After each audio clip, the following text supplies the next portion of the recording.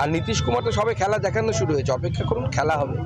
দেশকে এগিয়ে নিয়ে যাওয়ার কথা বলছেন তেজস্বী যাদব, তখন ইন্ডিয়া জোটের ভবিষ্যৎ কি সেটা নিয়ে কিন্তু ইতিমধ্যে প্রশ্ন উঠছে। রাজীব, তোমার কাছে এই প্রশ্নটাই রাখবো, যে ক্ষেত্রে আমরা দেখতে পাচ্ছি পশ্চিমবঙ্গের ক্ষেত্রে কংগ্রেসের সঙ্গে তৃণমূল কংগ্রেসের ইকুয়েশন এই মুহূর্তে অত্যন্ত একটা নড়বড়ে জায়গায় রয়েছে, পাঞ্জাবের ক্ষেত্রেও একই রকমের বিষয়। আর এই যে বিহারের সিচুয়েশন, তাতে ইন্ডিয়া জোটের ভবিষ্যৎ তাহলে কি? সময় যেহেতু খুবই সংক্ষিপ্ত।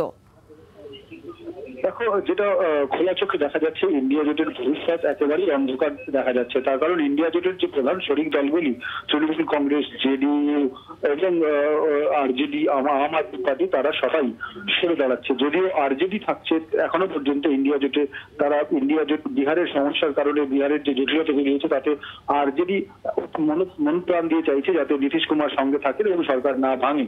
কিন্তু বাংলায় যে ছবি, যেমনটা তুমি বললে, বাংলায় আমরা দেখলাম তৃণমূল কংগ্রেসের সঙ্গে কংগ্রেসের সম্পর্ক তলানিতে গিয়েছে এবং তৃণমূল কংগ্রেসের তরফে ডেরকো জায়ান গতকালই ঘোষণা করে দিয়েছেন যে তাদের দরজা বন্ধ হয়ে গিয়েছে, আর সে দরজা খুলবে না। তারপরেও কিন্তু মল্লিকার্জুন খাড়গে তিনি ফোন করেছিলেন মমতা বন্দ্যোপাধ্যায়কে যাতে আলোচনা এগিয়ে নিয়ে যাওয়া এবং সম্পর্ক ঠিকঠাক থাকে। কিন্তু দাবি পাল্টা দাবি এবং দুপক্ষের যে দড়ি টানাটানি, আসন ভাগাভাগি নিয়ে, তাতে এখনো পর্যন্ত জটিলতা যে জায়গায় আটকে রয়েছে, সেই জট কাটার সম্ভাবনা কম। আবার পাঞ্জাবে কিন্তু মুখ্যমন্ত্রী ভগবন্ত মান তিনি ঘোষণা করে দিয়েছেন সে রাজ্যের সবকটি আসনেই আম আদমি পার্টি প্রার্থী দেবে লোকসভা নির্বাচনে।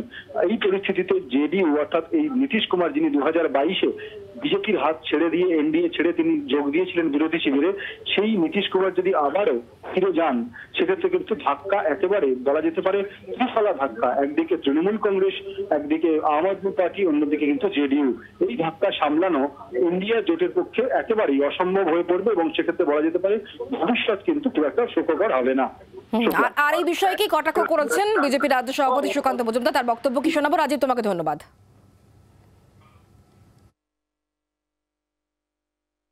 ইন্ডিয়া জোট বলে কিছু অস্তিত্বই নেই। ইন্ডিয়া অ্যালায়েন্স হচ্ছে সেই নৌকো যার কোনো মাঝি নেই, নৌকো ফুটো হয়ে গেছে সমুদ্রের মধ্যে, মোদি ঝড়ে ঘূর্ণিপাক খাচ্ছে, তো তার সেই নৌকোতে কে থাকবে? আর নীতিশ কুমার তো সবে খেলা দেখানো শুরু হয়েছে, অপেক্ষা করুন, খেলা হবে। বাংলার আওয়াজ, বাঙালির আবেগ, জি 24 ঘন্টা।